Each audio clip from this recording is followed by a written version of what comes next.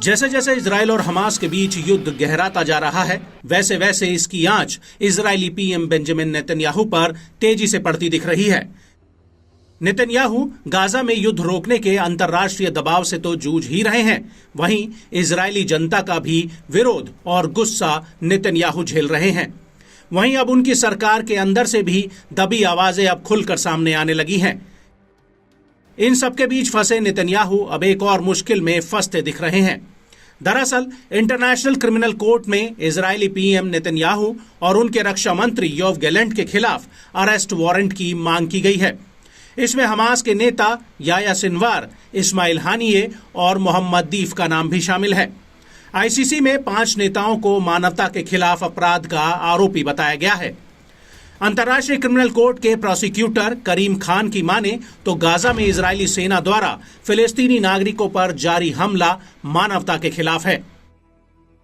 I can also confirm today that I have reasonable grounds to believe, on the basis of evidence collected and examined by my office, that Israeli Prime Minister Benjamin Netanyahu and Minister of Defense Yoav Gallant bear criminal responsibility for the following international crimes committed on the territory of the State of Palestine from at least the 8th of October 2023.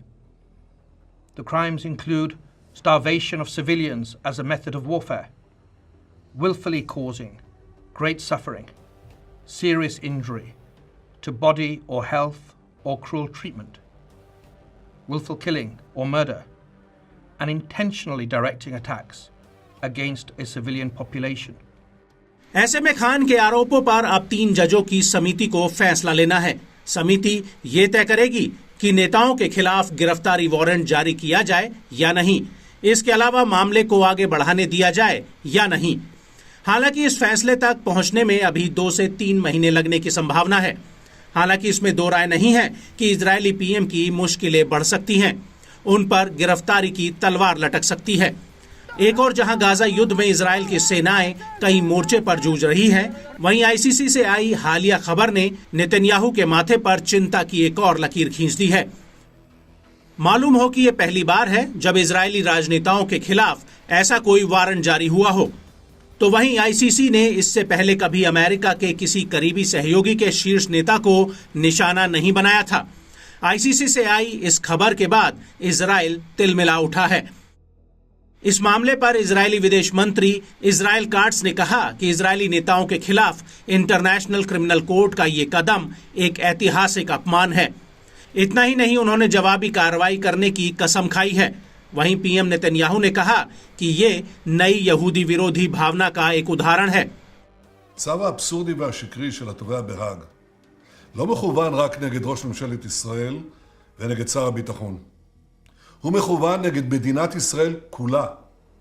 הוא מכוון נגד חיילי צה"ל שנלחמים בגבורה עילאית במרצחי החמאס השפלים שתקפו אותנו באכזריות נוראה ב7 באוקטובר. התובע בהאג, באיזה חוצפה אתה מעז להשוות בין מפלצות החמאס לבין חיילי צה"ל, הצבא המוסרי ביותר בעולם? באיזה חוצפה אתה משווה בין החמאס שרצח ושרף וביטר וערף ואנס וחטף את אחינו ואחיותינו? वहीं इस पूरे घटनाक्रम पर America के राष्ट्रपति Joe Biden ने Netanyahu समेत Hamas के नेता के लिए गिरफ्तारी वारंट जारी करने की वॉर क्राइम प्रोसिक्यूटर के प्रयास को अपमानजनक करार दिया है। Let me be clear.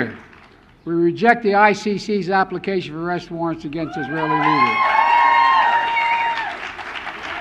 Whatever these warrants may imply, there is no equivalence between Israel and Hamas. And it's clear Israel wants to do all it can to ensure civilian protection. But let me be clear. Contrary to allegations against Israel made by the International Court of Justice, what's happening is not genocide. We reject that. We will always stand with Israel and the threats against its security. खास बात यह है कि Israel और America international criminal court के सदस्य देश नहीं हैं, इसलिए पीएम नेतन्याहू को फिलहाल कोई खतरा नहीं है। ये जरूर है कि गिरफ्तारी वारंट जारी होने के बाद इन नेताओं के लिए विदेश यात्रा करना मुश्किल हो सकता है। ऐसा इसलिए क्योंकि ये जिस देश की यात्रा करेंगे उन देशों को कोर्ट का आदेश मानना पड़ सकता है। ऐसे में आने वाले दिन इजराइल और इजरायली पीएम नेतन्याहू के लिए बेहद ही अहम रहने की उम्मीद है।